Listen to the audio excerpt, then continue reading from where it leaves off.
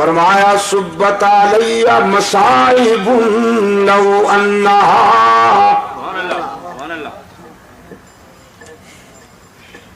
سبت علی مصائب لو انہا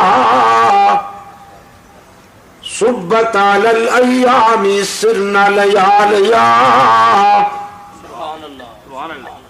سیدہ فاطمہ رضی اللہ تعالی عنہ فرماتی ہے اس دن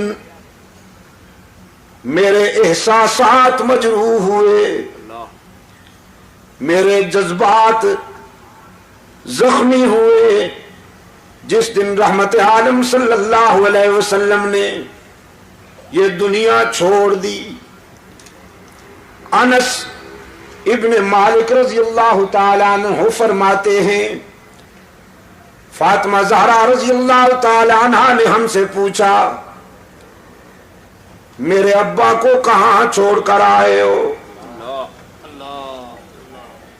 عرض کیا فاطمہ ہم تیرے والد گرامی کو مرقد میں قبر میں سلا کے آئے ہیں۔ سیدہ فاطمہ نے پوچھا رحمت عالم کے جسد اطہر پہ تم نے خاک بھی ڈالی ہوگی نا، مٹی بھی ڈالی ہوگی؟ عرض کیا ہاں بنت رسول خاک ڈال کے آئے ہیں۔ زاروں قطار برس پڑی، فاطمہ کی آنکھیں کہنے لگی وہ ہاتھ تو دکھاؤ جن ہاتھوں سے تم نے محمد عربی کے جسم پہ مٹی ڈالی، وہ دل کہاں سے لائے تھے، وہ دل کہاں سے لائے تھے کہ تم نے رحمت عالم صلی اللہ علیہ وسلم کے جسم پہ مٹی ڈالی؟ تقدیر مسکرا رہی تھی کہ فاطمہ اس دنیا میں جو بھی آئے گا اسے اس مرحلے سے گزرنا ہوگا۔ لوگ موت سے گھبراتے ہیں اور قرآن کہتا ہے فَإِنَّهُ مُلَاقِيكُمْ، تم ڈرو گھبراؤ یا بھاگ جاؤ وہ ٹھیک وقت پر تمہیں ملنے والی ہے۔ قُلْ إِنَّ الْمَوْتَ الَّذِي تَفِرُّونَ مِنْهُ فَإِنَّهُ مُلَاقِيكُمْ، دھرتی کے سینے پر جب انسان چلتا ہے، حدیث میں ہے ان الارض لتنادی کل یوم 70 مرہ، یہ دھرتی روزانہ 70 مرتبہ ندا دیتی ہے انسان کو، یابن آدم کلوا ما شئتم واستحیتم، او ابن آدم میرے سینے پہ چلتے ہو نا، جو مرضی آئے کھاؤ پیو، کچھ عرصہ کے بعد تم نے میرے پیٹ میں بھی آنا ہے، تمہاری پسلی سے پسلی ملا کے پوچھوں گی کہ کیسے جیے تھے۔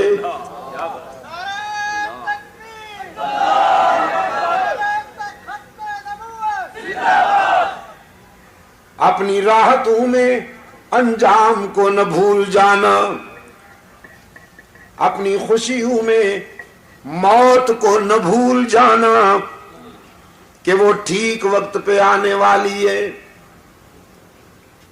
ابن ادہم بڑے روشن ضمیر ہیں، بادشاہ تھے،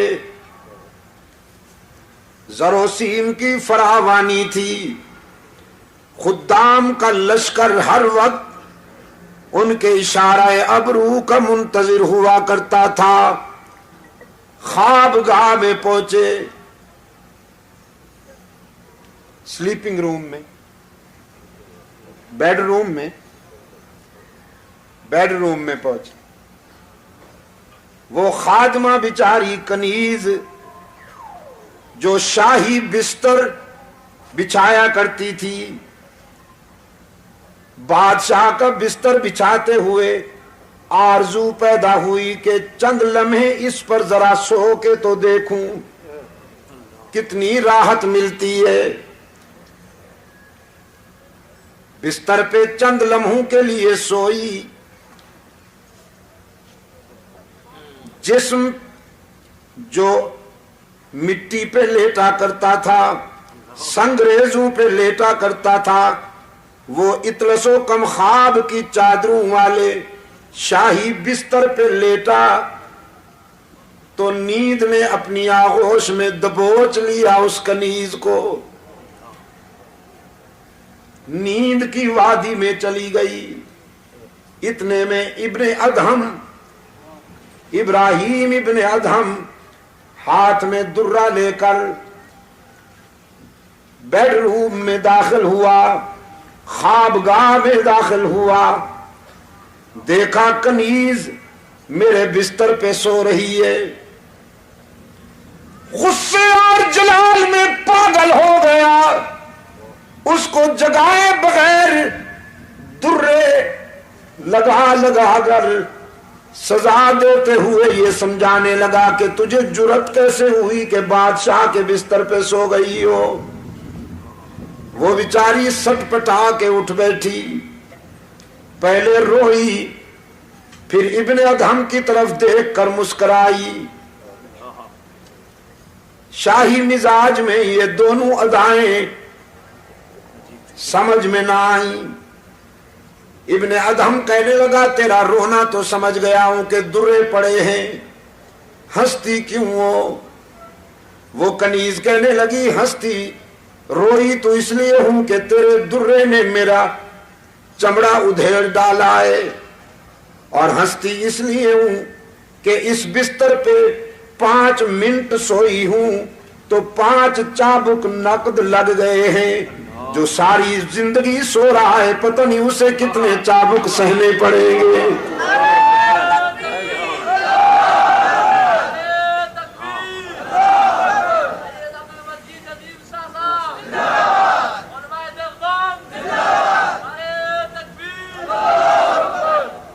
بس اس ایک جملے نے انقلاب بپا کر دیا۔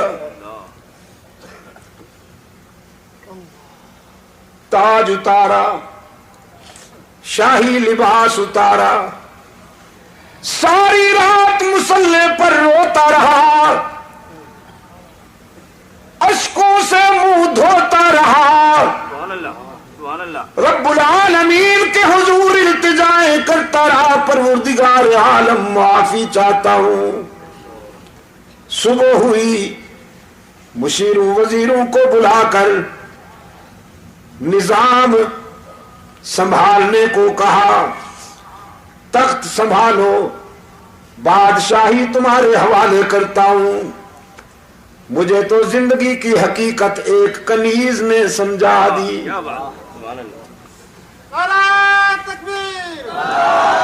اب شاہی تخت پہ نہیں بیٹھوں گا، اب تو اس کو راضی کرنے کی کوشش کروں گا۔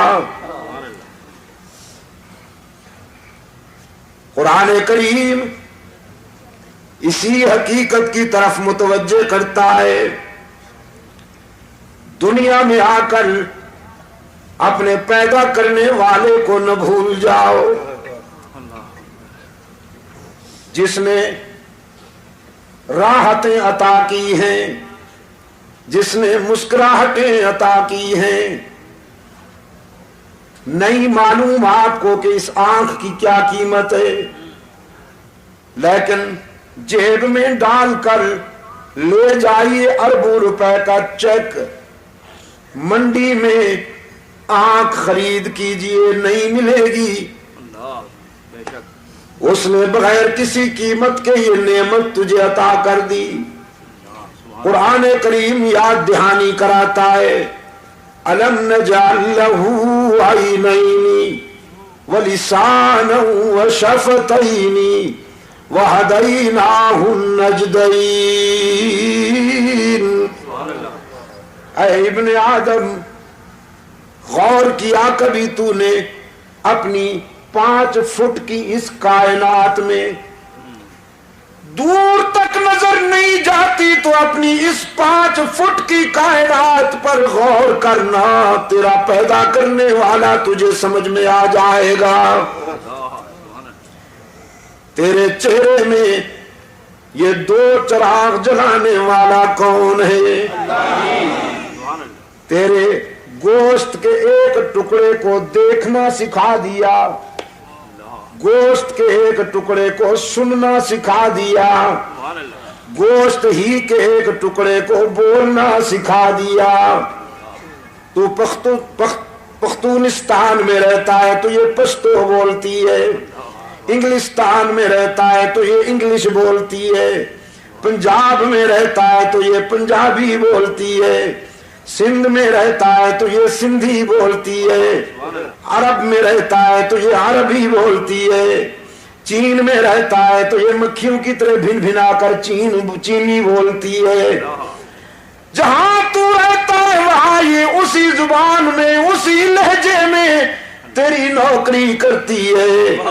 زبان بدلنے کی ضرورت نہیں، اسپیئر پارٹس کی دکان پر جانے کی ضرورت نہیں۔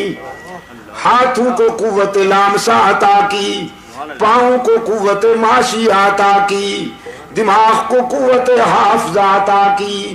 رب العالمین نے فرمایا وَفِي أَنفُسِكُمْ أَفَلَا تُبْصِرُونَ، کبھی اپنی ذات پہ غور کرو نا، ہم نے تمہاری ذات میں بھی عبرت اور بصیرت کے بہت سارے مناظر دکھائے ہیں تمہیں۔ جب اس قدر مہربانی کی ہے تو پھر تمہاری جبین بھی میرے سوا کسی کے آگے نہیں جھکنی چاہیے۔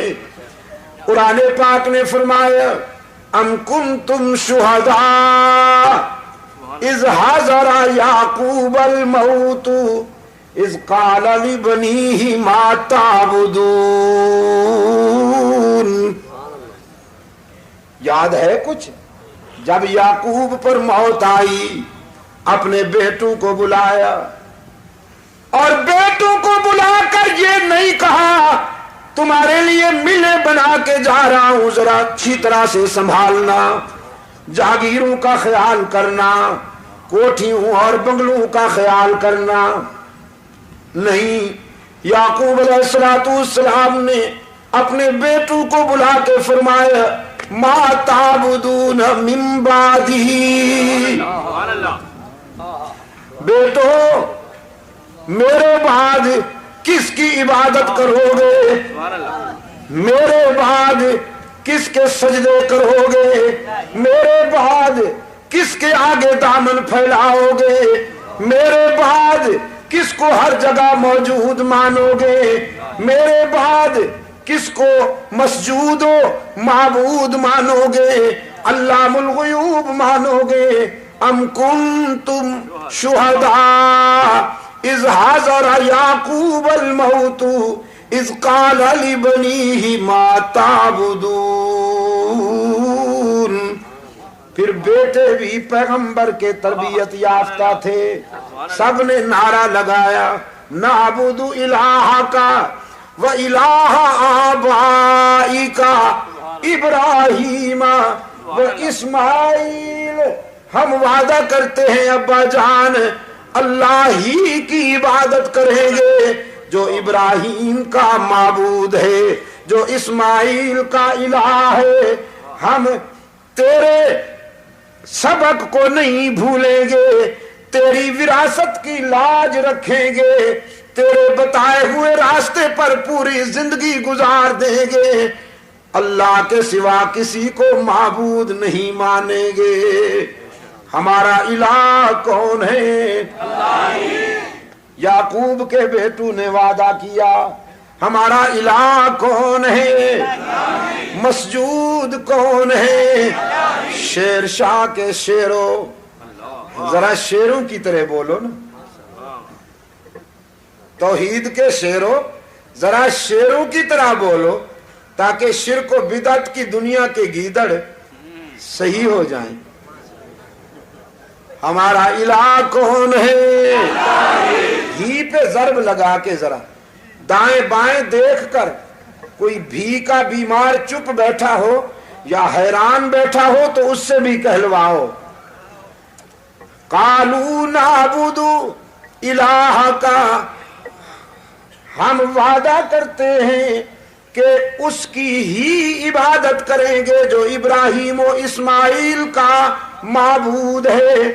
ہم بھی ہر نماز میں وعدہ کرتے ہیں نعبد ایاک، یعقوب کے بیٹوں نے جو وعدہ کیا تھا وہی وعدہ قرآن روزانہ ہم سے بھی لیتا ہے، نعبد ایاک، ایاک نعبد و ایاک نستعین، ہم تیری ہی عبادت کرتے ہیں اور پتہ نہیں وہ دن کب آئے گا یار، پتہ نہیں وہ دن کب آئے گا کہ جب میں پوچھوں تو سب کا جواب صحیح ملے۔ میرا دل کیا چاہتا ہے حاجی صاحب، بھائی حاجی عبدالستار صاحب، میرا جی یہ چاہتا ہے کہ ساری زندگی صرف سورہ فاتحہ کی تفسیر بیان کرتا جاؤں، ہر جلسے میں یہی بیان کروں، اور پھر لوگ کہیں کہ بس جی اس کو تو اس کے سوا آتا ہی کچھ نہیں۔ ہاں، رکابت کے مارے ہوئے بد نصیب، حسد کے بیمار یہ کہیں کہ شاہ صاحب کو تو اس کے سوا آتا ہی کچھ نہیں، اور حشر میں یہ میرے گواہ بن جائے اللہ کے سامنے کہ اس کو تو اس کے سوا کچھ آتا ہی نہیں تھا۔ مجلس تحفظ حقوق اہل سنت، مجلس تحفظ حقوق اہل سنت، علامہ سید عبدالمجید شاہ صاحب نظیر۔ خدا کی قسم میں یہ تانا سن کر اپنے دکھ بھول جاتا ہوں، میری تھکان اتر جاتی ہے جب یہ سنتا ہوں کہ مجھے اس کے سوا کچھ نہیں آتا۔ دنیا کے 24 ملکوں نے اللہ نے مجھے پہنچایا ہے، میں سچ کہتا ہوں یہی کہا ہے جو آپ کے سامنے کہہ رہا ہوں۔ یورپ میں، انڈیا میں، مڈل ایسٹ میں، افریقہ میں جہاں پہنچا ہوں یہی پیغام دیا ہے، اور یہاں کراچی میں تو ہاں جی تقریباً 20 سال سے اوپر ہو رہے ہیں، لیکن اب بھی جب میں پوچھتا ہوں تو بعض لہجے قابل اصلاح نظر آتے ہیں۔ پتہ نہیں وہ دن کب آئے گا کہ سب کا جواب صحیح ہو۔